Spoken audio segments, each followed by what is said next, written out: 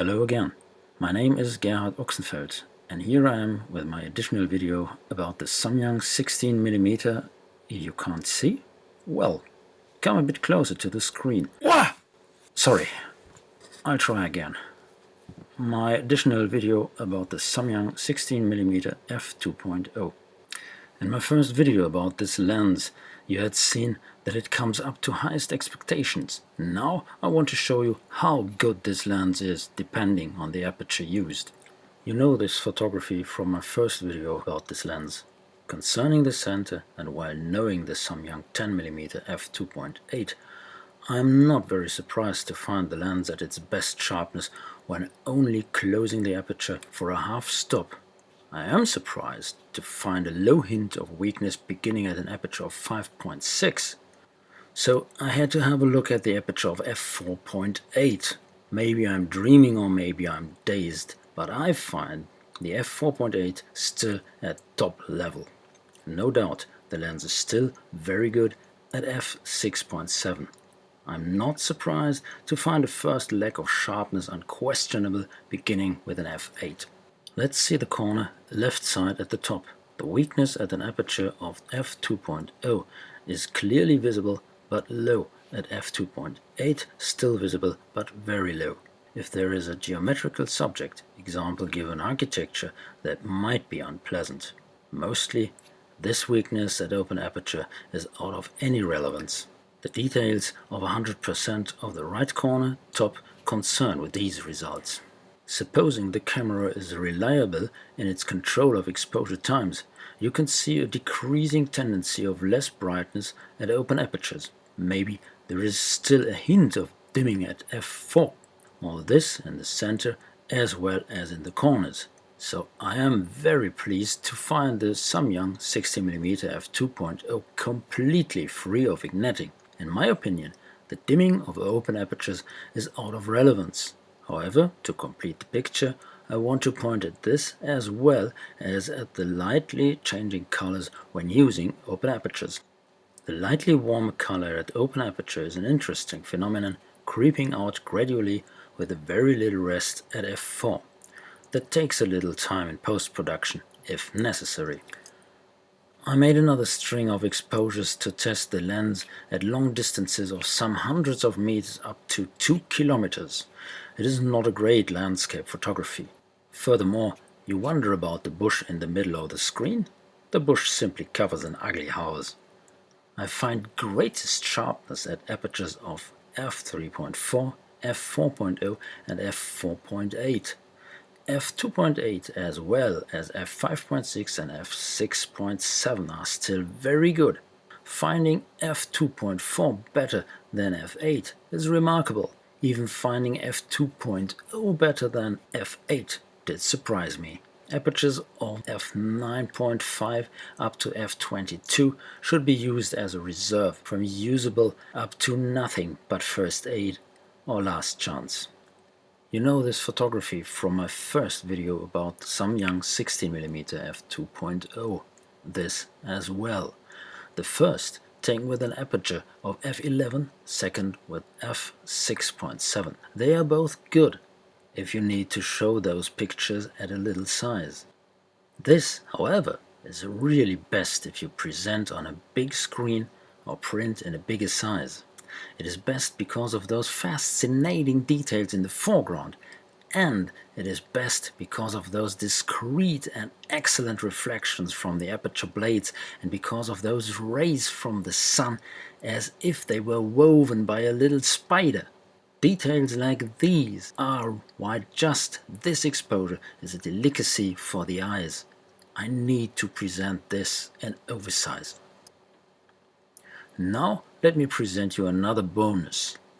You remember that someone had asked me for the usability of the Samyang 10mm f2.8 for astrophotography? I hope that I had found a meaningful answer. Now, however, I took pictures from the starry sky with both Samyang lenses, the 16mm f2.0 and the 10mm f2.8. First, using the Samyang 10mm f2.8, I did not want to use a too long exposure time.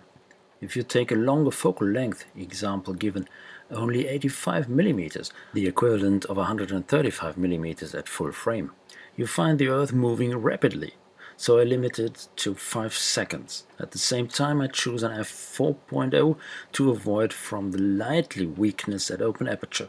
I feared the stars not being as sharp as they should be when using this amazing lens. The result is a not too bad picture from a housing around 80 meters of distance and some stars. Using image editing, however, the sky is full of stars. With the Samyang 16mm f2.0 I as well did shut down the aperture one full stop. I used an aperture of f2.8. Results are similar. When brightening the exposure via image editing, you can see that artificial lights of the town disrupt the sky. It was not the best way to take photos of the starry sky from inside a town. Furthermore, maybe some observation and a little experience would be good to handle image editing to show just any poorest shining stars, but not the atmospherics. Let me come to an end with a look at results taken at short distance. Maybe it's a little bit funny. The advertisements of a newspaper you regularly and free of charge have in your letterbox every week are enough for a comparison. In the corners I simply fastened catalog pages on the wall. The spirit level had to show me the distortion, and it does. I did fit the brightness by controlling the intensity of two compact flashes indirectly. So here differences in brightness would not be meaningful. First, the daylight lost proportion the more I closed the aperture. Second, by controlling the flashlights in steps of a third, Samyang presents an aperture ring with the steps of a half. So for this, I was only interested in sharpness. By the way, in the corners I find a little chromatic aberration. At the edge, there is greatest sharpness at apertures of f4.8, f5.6 and f6.7. Apertures of f2.0 and f2.4 are by far not as bad as I was afraid of, but I really wouldn't prefer. In the middle, I find the results absolutely best at f3.4, f4.0 and f4.8. Is there a loss of sharpness at f2.8? Still great at f2.0 and f2.4, f5.6 and f6.7. So let me have a detailed look at the shortest focal distance of only 20 centimeters or 2/3 of a foot. For Canon EOS, this means to photograph an original size of 13.7 to 9.1 centimeters. At the shortest focal distance, the lens is very bulgingly. No wonder, for a so strong wide-angle lens and a so short focal distance. Maybe the newspaper is not exactly hanging plain on the wall. However, what you can see is the very typical bulge of spherical lenses for short focal distance. Maybe you find the details a bit too gray and too dark. I did correct the brightness so that you can see the details in the structure of the paper. The lens offers enough sharpness and enough contrast to keep those details. You can find best results between f2.4 and f5.6, still very good at f2.0, f6.7 and f8. Best result at the edge, f9.5. That result is not breathtaking, but surprising. I do not want to recommend you to reproduce documents or photographies with this lens. The front lens just 6 centimeters away from the object. You didn't have best conditions for reproduction. However, the lens is great for still life photography, whether you're indoor or outdoor. Hope I've told you and I've shown you enough with my 2 videos about the Samyang 16mm f2.0 so that you can find your decision to buy or not to buy this lens. I did admit this lens to my equipment and I'm glad I've done so. So much, goodbye and see you later.